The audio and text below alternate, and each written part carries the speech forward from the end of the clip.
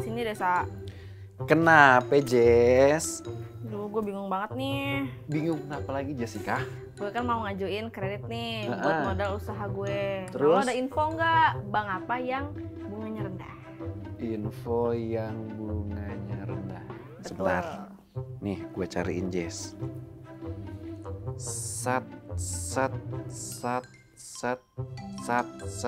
Tuh, dapat kan? Ini mah pasti yang lu cari.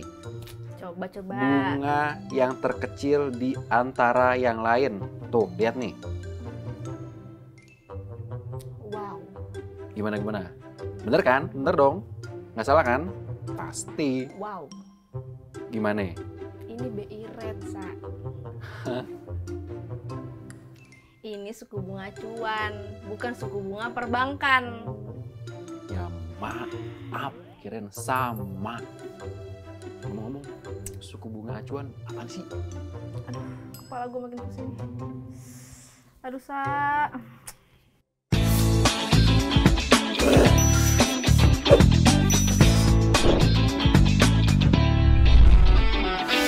Oke, pertama-tama sekarang namanya udah bukan BI Rate lagi, tapi BI 7 Days Reverse Repo Rate.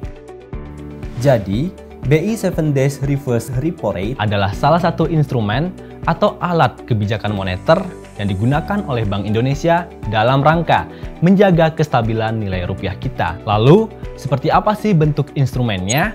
Bentuk instrumennya berupa suku bunga kebijakan yang berfungsi sebagai acuan bagi industri perbankan.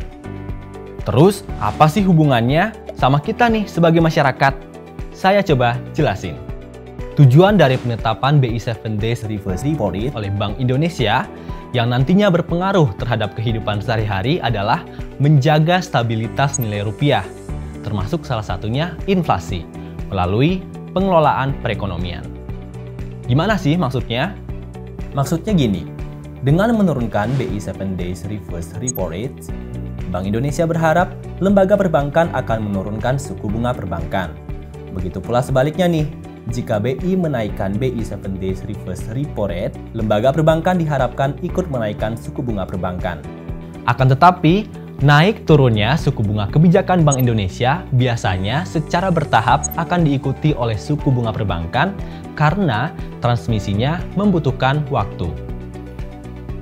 Sekarang coba bayangin deh, kalau suku bunga pinjaman atau kredit perbankan rendah, pasti banyak masyarakat yang termudahkan kalau mau bikin usaha atau mengembangkan usaha dengan pembiayaan pinjaman uang dari bank, karena bunganya ringan. Nah, sebaliknya nih, kalau suku bunga kredit perbankan tinggi, kita sebagai masyarakat pasti jadi mikir-mikir dulu nih kalau mau minjem uang ke bank. Mending ditabung aja karena bunganya tinggi. Lumayan kan nambah saldo di tabungan kita.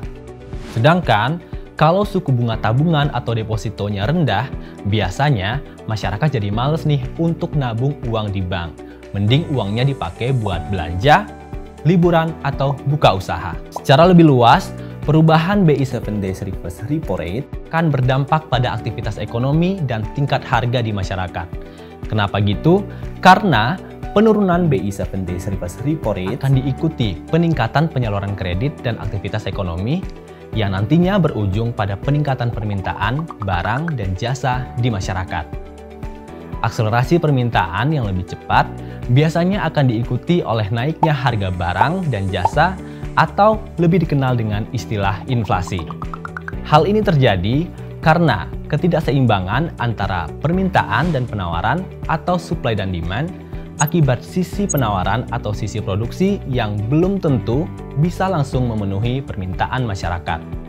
Dengan menyesuaikan suku bunga kebijakan bagi industri perbankan dan pembiayaan, Bank Indonesia melakukan pengelolaan perekonomian dari sisi permintaan dengan menjaga keseimbangan antara permintaan dan penawaran atau supply dan demand. Dengan demikian, tingkat inflasi akan tetap stabil dan sesuai dengan yang sudah ditargetkan oleh Bank Indonesia dan pemerintah.